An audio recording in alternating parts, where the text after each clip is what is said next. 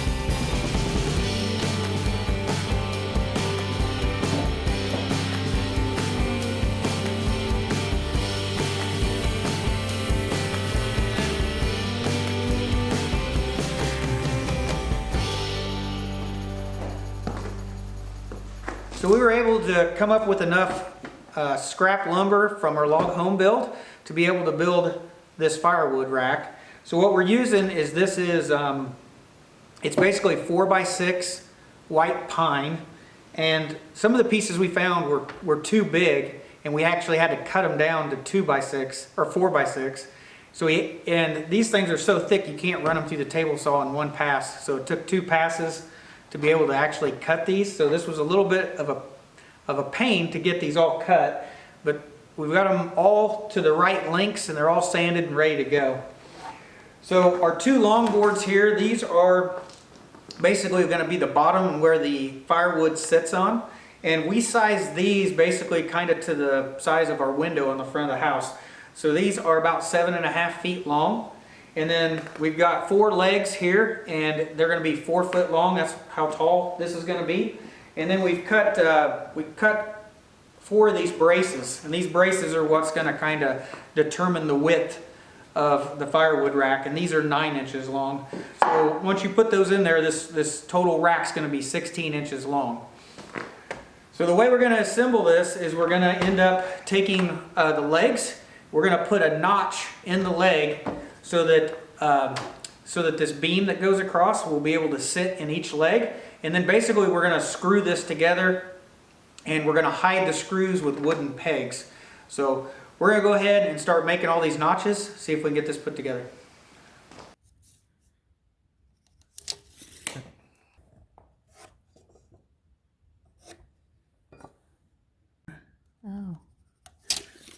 Measure twice, cut once. There we go. I'm sure somebody saw it. Well, I don't have to put that film in there. You got to show your mistakes.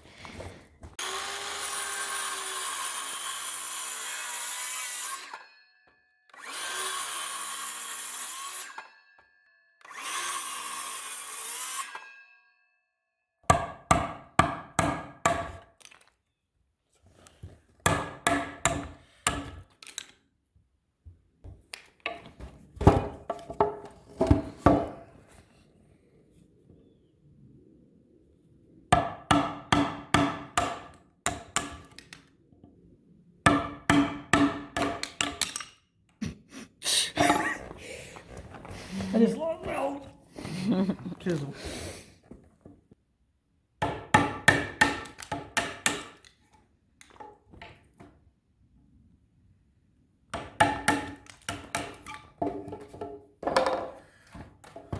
trying to find a place where I don't see the flat tractor tire.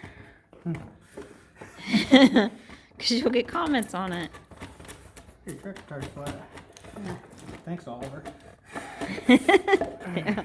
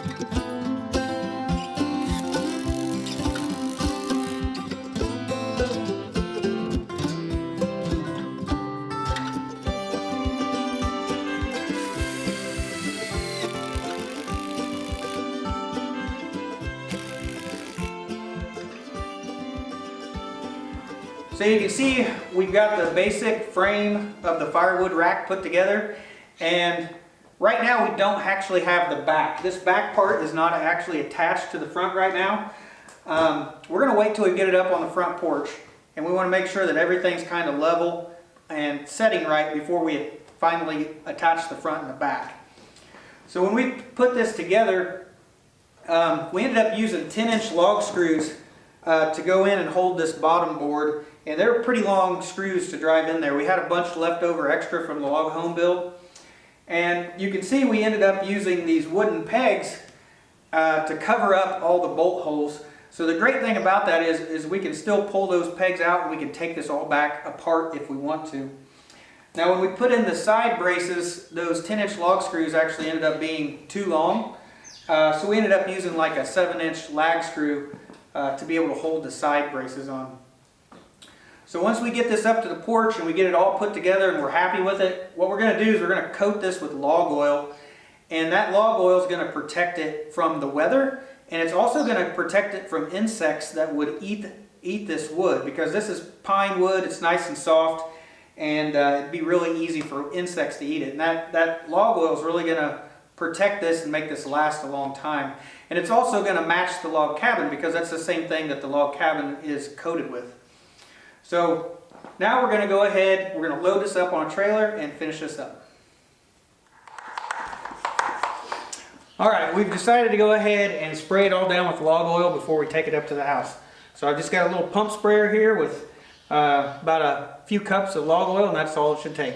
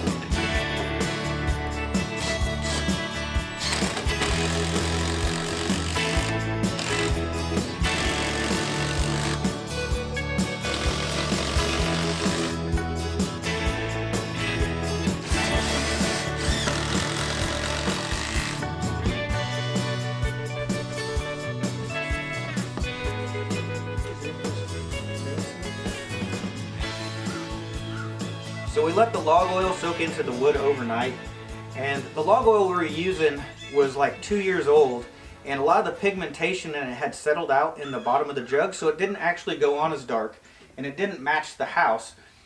But I like the way that it turned out. I do like this lighter contrast against the darker contrast of the house. And the log oil is going to help protect this so that it lasts for several years. Well, I hope you guys enjoyed today's project. I have to say, my wife actually comes up with some pretty good ideas sometimes. So I'm going to go ahead and get this firewood put on the firewood rack, and you guys have a great day. Thanks for watching.